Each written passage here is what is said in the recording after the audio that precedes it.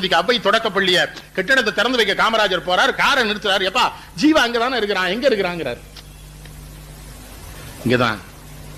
அவர் இறங்கி வேட்டியை மடிச்சு கட்டி சாக்கடையெல்லாம் தாண்டி போனா இவர் படுத்திருக்கிறார், உடல் சரியில்லை.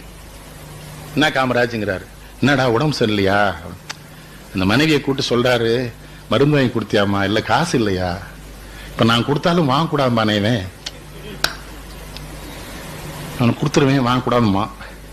நான் என்ன பண்றே, இந்த மருந்துக்கு இந்த தாம்பரம் இந்த சேரியில இருக்கிற அவ்வளவு பேருக்கு மருந்து வாங்கி கொடு காமராஜ் போதுன்றார்.